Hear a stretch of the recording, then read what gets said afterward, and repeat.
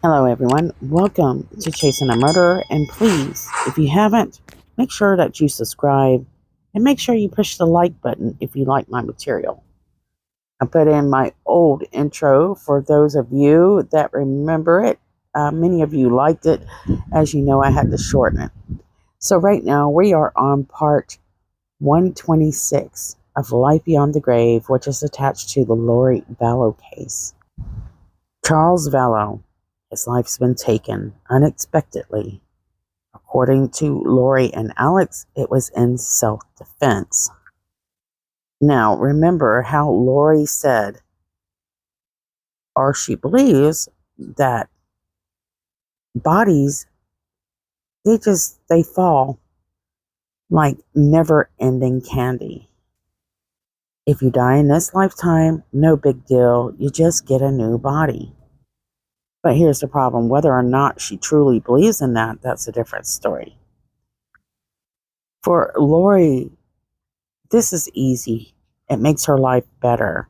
But for Charles' family, especially his children, they're trying to reach out to Lori, get answers as to what happened to Charles, but she's not being very cooperative. She's even lied to her own son, telling Colby Ryan that Charles Vallow had died, but it was a heart attack. But Adam Cox, he doesn't know at the time what happened to Charles. He's suspicious that something may happen, but he's not really sure of the extent. At least that's what he says. So he will find out a few days later what truly happened to Charles, and he said that he would have been shocked. But how can he be so shocked when he shares what he shares in this interview? It's just, I don't, you don't have to shoot and kill Charles. You call 911. Most of them, he doesn't have to spend the night at Lori's house. The proof can be, that's the whole problem is I'm sure they plan, I don't know if you can, if they've ever emailed each other or text each other or they just plan this out by just talking. I don't know, but there's got to be somewhere where they've talked this through because Lori and Alex planned Joe's death. And Lori found out that Joe molested her kids supposedly, and Alex got upset, and Al said, "I'll take care of him." And then they planned out how they were going to kill Joe, and Al was going to taser him, throw him in the trunk, and take him out to a field and shoot him, and then bury him. Well, Al went to taser him, and it didn't work, and Joe called the cops, and Al went to jail for 12 months. Yeah. So there's something with Lori and Alex that neither one of them are. Well, Alex is excommunicated from the church, and so he believes Lori because Lori's like, it doesn't matter what you do in this world. All you have to do is have a body, and you can be saved. You're just here to get a body. And Al loves that because then he can go sin and do whatever he wants. So he loves to hear what Lori has to tell him. And so I'm just telling you, man to man, and I love my family, but justice, poor Charles, he didn't deserve to die. Yeah. At all.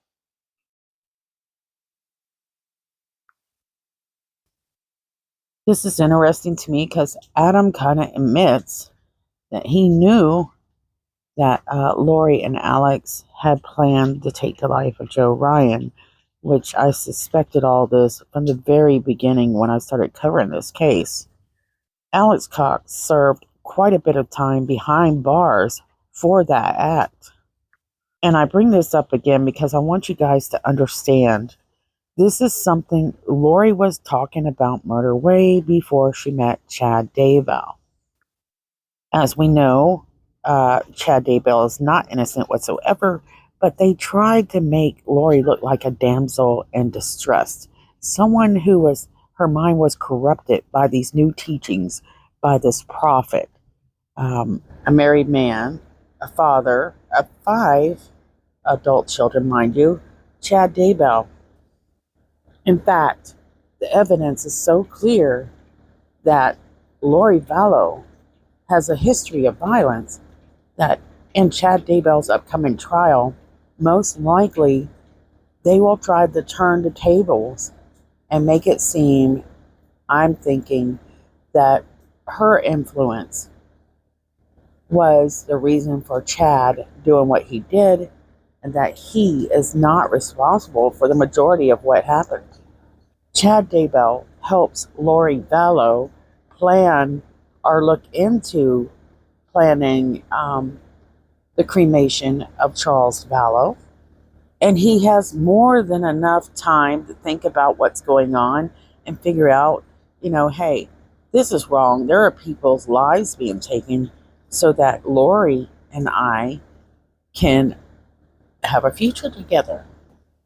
A few of Lori Vallow's friends, they claim at one point how they would kind of testify or tell the police if something happened to Charles, but do they? So here's an interview by one of those people after Charles is shot. Christina Atwood, ladies and gentlemen. Traveling, so I didn't get home for a couple weeks. So I think that the last exchange that I had with Lori was, I reached out. My husband had told me, because my husband wasn't with me traveling, he had told me that, I don't know if Lori had been at church or if her niece Melanie had been at church, but that they had moved back into our ward and were living in that Mesquite Groves, wherever he was killed. Where Charles was dying. Yeah, which was in our ward. So she'd been living out of our ward since she'd come back. And so I reached out and said, hey, I heard about Charles passing. I'm so sorry. When is there a service? Is there anything I can do to help? And she responded that Charles had never wanted any sort of, he'd been very explicit in saying he never wanted a funeral, but just they were just doing, I don't know if it was a memorial or a burial or something, but there wasn't going to be any service. And I probably tried a couple more times to reach out to her. My friend Nicole, I think she was in the temple and saw Lori and visited with her about what had happened. And her story was that Charles had been there to pick up JJ for school, and that this is all secondhand, of course. This is Nicole telling me what she said, but she had said that he left his phone, and when she picked up his phone, she could see a conversation between her brother, Charles, and it seems like there was somebody else, but I can't think of who it was, and that they were planning to kill Lori. That there was a plot that he had taken out of policy in her name, and they were going to split $2 million. What'd you think about that? When you heard that? Well, I was waiting for there to be some police report about it. Like, okay, so he was trying to kill her, and he was planning to, and her own brother was in on it, and so I expected that there would be some sort of a police statement or something would come up. She told Nicole that she was getting no money, that Charles had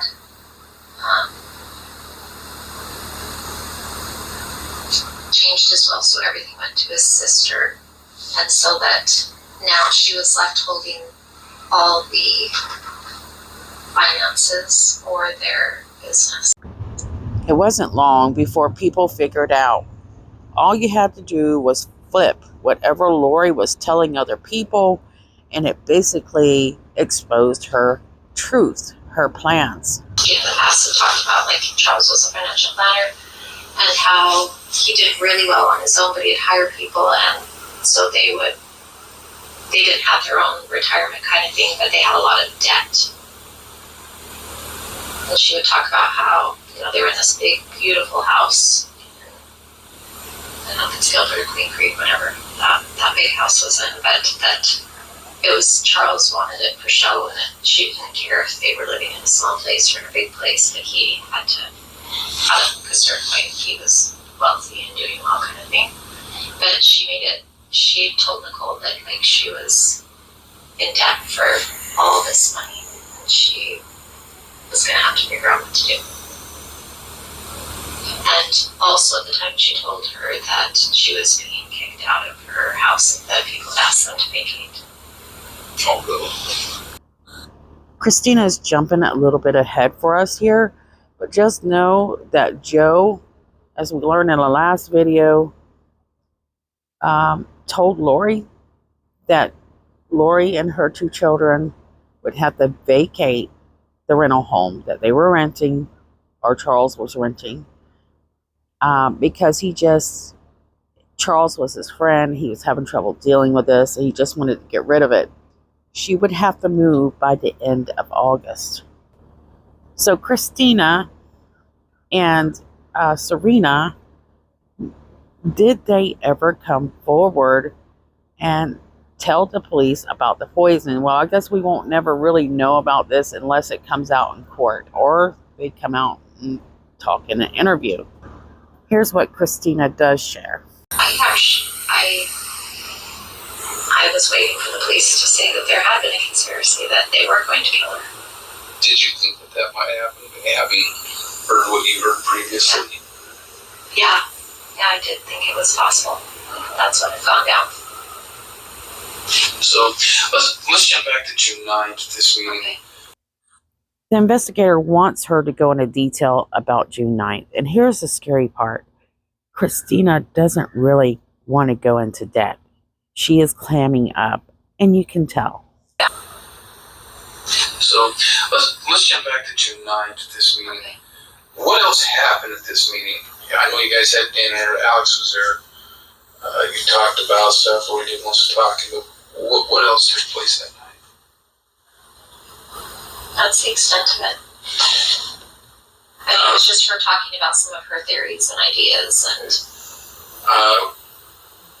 I often heard, and some people talked about these things, and I guess what they're called is these castings. Castings, I don't know that. Where some dark spirits enters, let's say Charles, for instance. Okay. You know, or Lori would have said, well, there's a dark spirit in Charles, and trying to remove that spirit from Charles to be a casting. Oh, casting out, yeah. Casting out. Yeah. Yeah.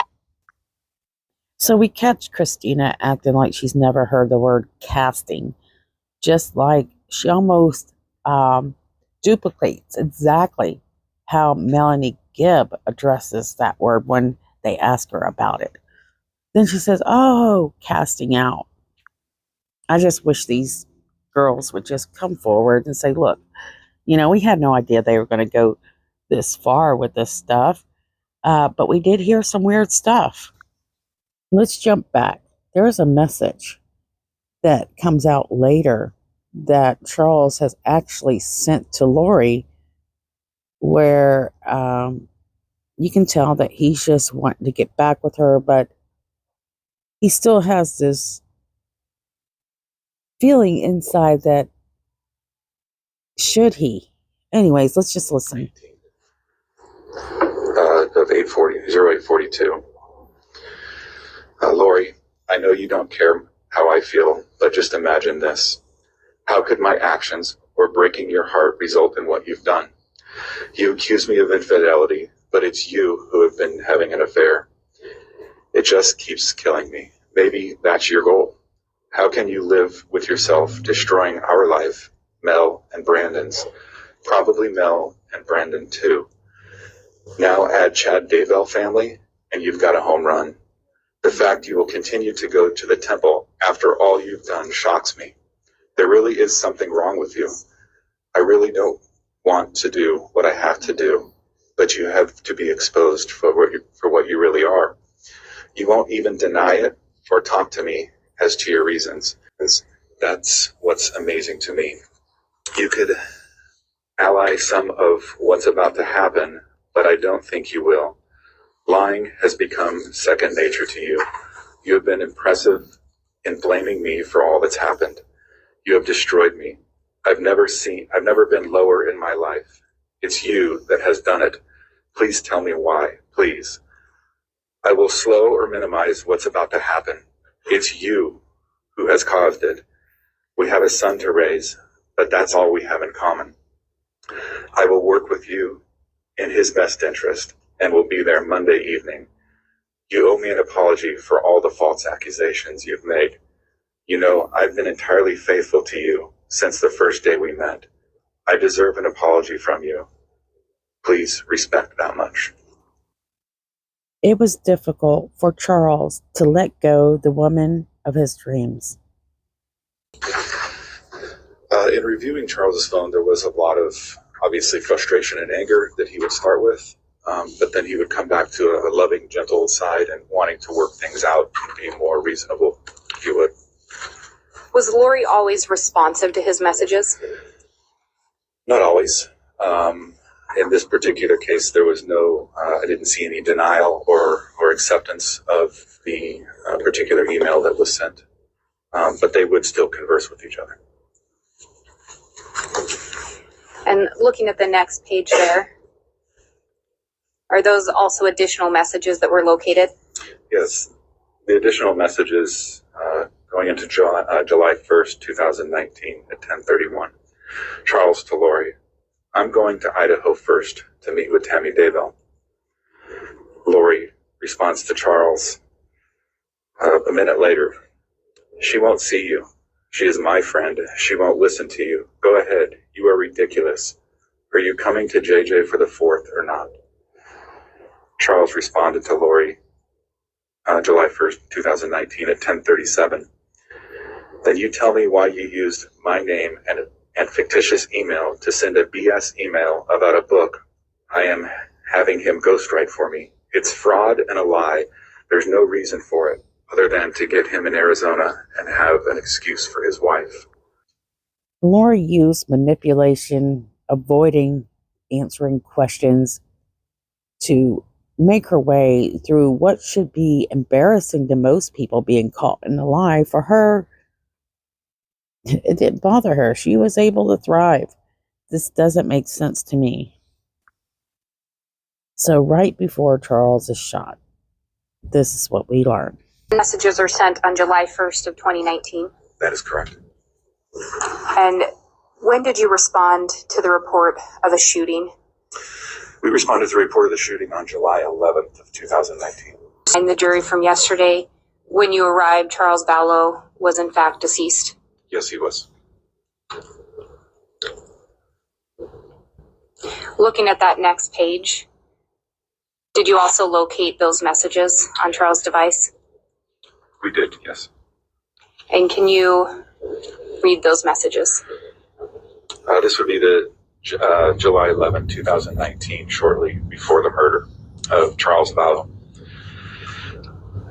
At between 7:35 and 7:37 in the morning, Charles sent Adam Cox a message that says, Al is here. Adam responded, at Lori's. Adam then states, really? I wonder why he never called me back. Adam said, they are planning something.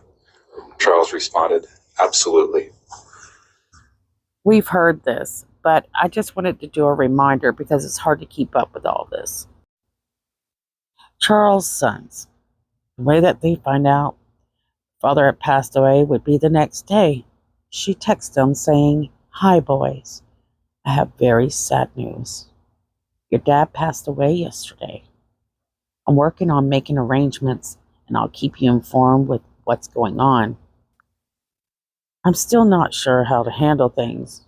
Just want you to know that I love you, and so did your dad. The response is, Lori, what happened? Where is he? And what happened? She tells his own children that he's died through a text. She tells them, I'll call you when I can, bub. He's here in Arizona. And the kids reach out, where in Arizona? Where did this happen? They keep texting, trying to find out something, but they're not getting any response. How is JJ doing? What funeral home is he at? Lori, what the hell happened? You can't just tell us our dad died and disappear. You're not too busy to just let us know he died and disappear. 3 hours of these kids reaching out to Lori desperately, trying to find out what happened to their father. Finally, after they say, "You're not busy, I don't care what you're doing," Lori responds with, "I'm sorry you're so upset. I'm so upset too. I'm trying to get JJ ready for bed. I'm waiting to hear back from the medical examiner to make sense out of all of this myself. Please be patient with me. It's been a crushing situation all the way around. I'm still trying to process it too, and what it means for JJ." So most likely, what does this text mean? Does it mean that she cares about these boys? Absolutely, in my opinion, not. What she's telling them is she's trying to figure out if she got away with murder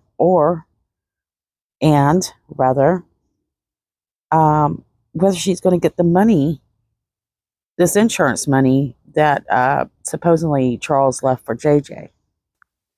Now, understand that these kids, which are older kids, they're being told their father died. They have no idea that he's been shot by Lori and her brother. They have no idea. But eventually, guess what?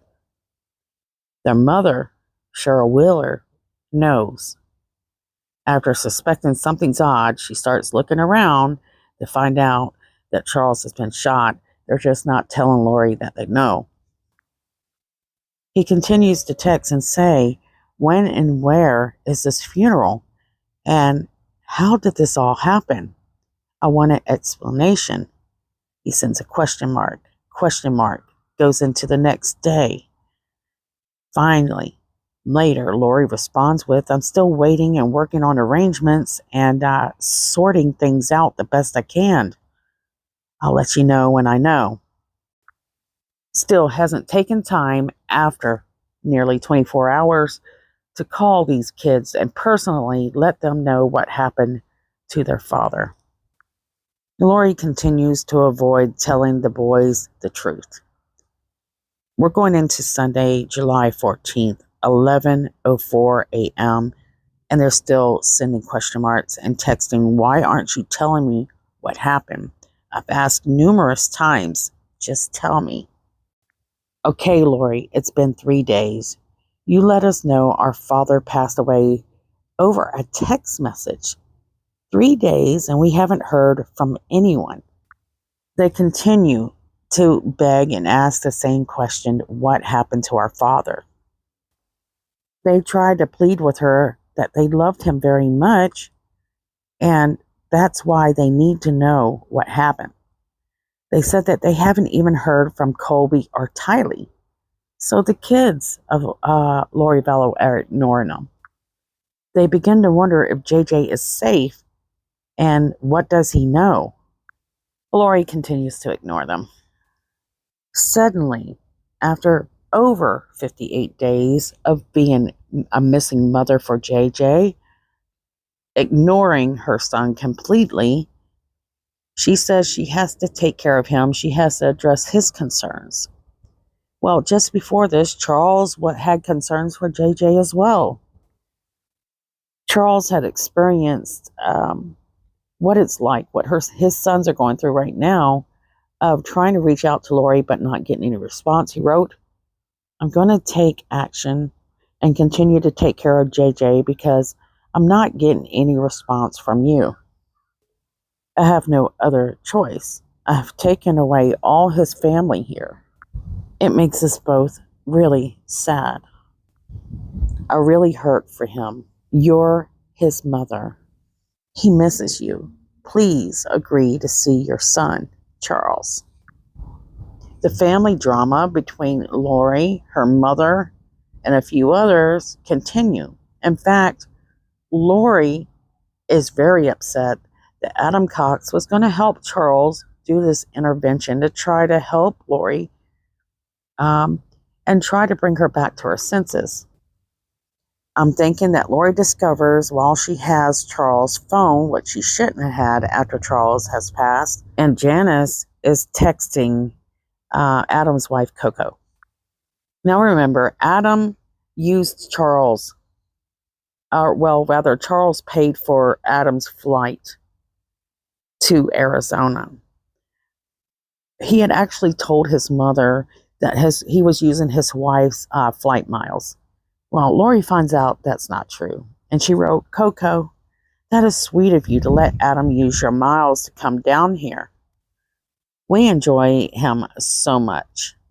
Just wish you could have come too. Her mentions the fact that Charles is dead. Janice acts odd to a few people in the family, actually considering the fact that something incredibly horrific happened within this family. Usually they are quick to talk about this drama, but this time, this part of the family is avoiding talking about some of the drama that happened. On July 12th, Lori is texting again. She doesn't have time to text the boys, but she has time to talk about the fact that Hiplos is gone. There are texts between her, Alex, Melanie, and Zelima. Hiplos is gone. It was a Nephi and Laban ending. I will tell you more when I see you in person or when I see Lori in person. I am leaving for Chile Monday for 2 weeks. This is what Zelima texts. I'm sorry, guys. And to Julie, right? I'm just happy it's over. That text has always been interesting to me. To Julie, right? We kind of went briefly over, and it wasn't that great, to be honest, about Lehi, Nephi, and Laban, and how Lehi had returned to Jerusalem to obtain the brass plates that actually contained the genealogy records from Laban. With his 2 brothers, he goes and searches for Laban. Who are his brothers? Well, it's Laman and Lamanuel. They had attempted to get the plates multiple times, and Laman and Lamanuel were chased off in fear. In fear from what? Their lives. They wait for actually Laban to pass out drunk, where they do something quite evil in order to obtain those plates. Lori and Chad, and also Melanie, were the ones in charge of giving the instructions. Sometimes even Zelima gives instructions of what they were to do to prepare for the second coming. Remember, most of the people in this group, they had known a very long time before 7/11/2019 that Charles had died a long time ago and that his body was taken over by evil spirits. Lori had asked several of these people for assistance, to be by her side, and to be her protector. All the while she's saying or believes that she's going to be like Nephi. Lori used the phrase, something that Julie Rowe had used multiple times, and others like her who believe that they are prophets, that they have been told, gaining messages from unidentified beings in heaven. Lori will continue to manipulate people and avoid telling them the truth or the details and what happened to Charles. See, Charles' sister, Kay Woodcock, she knows that something isn't right about this. She, too, is doing her own investigation, asking questions and talking to people, and she knows exactly that Charles' life had been threatened before all this. They had concerns before even any of this happened. She knows that she was made the beneficiary of the $100 million life insurance policy. But Kay also knows that Lori is Charles' wife and would have the upper hand in handling Charles' remains, etc. and so on. Kay had actually talked to Lori And according to Lori, and she tells Kay that she had cleaned out the home in Houston and that she let Charles' sons have whatever they wanted. Also, during this time, Brandon Boudreaux will become quite closer to Kay and Larry Woodcock. Not too close during this time, but he started to become more proactive of what's going on around Charle Vallow and Chad Daybell. He is still kind of not understanding the seriousness of what's going on with this group, but he's about to find out. Meanwhile, Kay Woodcock, she's talking to investigators and police and telling them, she feels like something isn't right. But I'm not certain how she feels about the investigation. She hasn't shared that yet.